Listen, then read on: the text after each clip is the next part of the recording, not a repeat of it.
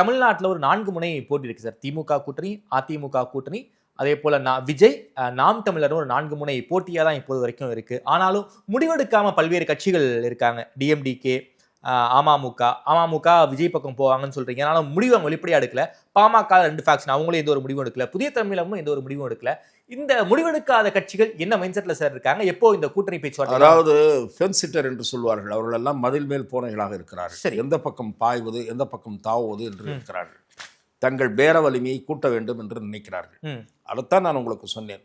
தேமுதிக அதிமுகவுடன் பேசிட்டு இருக்கு, திமுகவுடன் பேசிட்டு இருக்கு. பாமகவுடைய 2 அணிகள்ல அதை இணைக்கக்கூடிய முயற்சி எடுக்கணும். அது பாரதிய ஜனதா அந்த முயற்சியில் ஈடுபடும். இணைக்க முடியலன்னு வச்சுங்க, 2 பேரும் ஒரே அணியில் இருந்தால் கூட ஒருத்தருக்கு இன்னொருத்தர் எந்த அளவு உதவி பண்ணுவாங்கன்றதெல்லாம் கேள்விக்குறி. அது கழுத்தறுப்பு வேலைகளுக்கு வழிவகுக்க கூட கூடும்.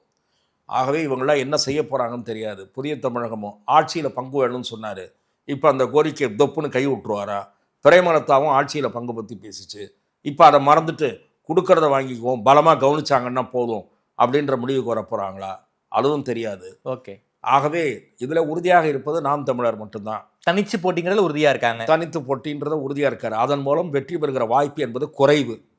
அது தெரிந்தாலும் அவர் அப்படித்தான் இருக்கிறார். ஆகவே அவர் அவருடைய ஓட்டு சதவீதத்தில் ஒரு சிறிய அளவு சேதாரம் ஏற்படும் என்று நான் உறுதியாக நம்புகிறேன். விஜய் காரணமாக. ஆகவே போட்டி என்பது 4 முனையாக இருக்காது, 3 முனையாகத்தான் இருக்கும். 3 முனையில் விஜய் 2ஆம் இடத்தை நோக்கி முன்னேறி கொண்டிருக்கிறார் என்று நான் பார்க்கிறேன். சார், விஜய்க்கு கட்டமைப்பு இல்ல, பிரச்சனை களத்தில் பல்வேறு பிரச்சனைகள் இருக்குன்னு சொல்றாங்க. அதையும் தாண்டி அதிமுக மாதிரியான கட்டமைப்புள்ள கட்சி எப்படி சார் விஜயால முந்த முடியுங்கிற கேள்வி இருக்குல்ல சார்?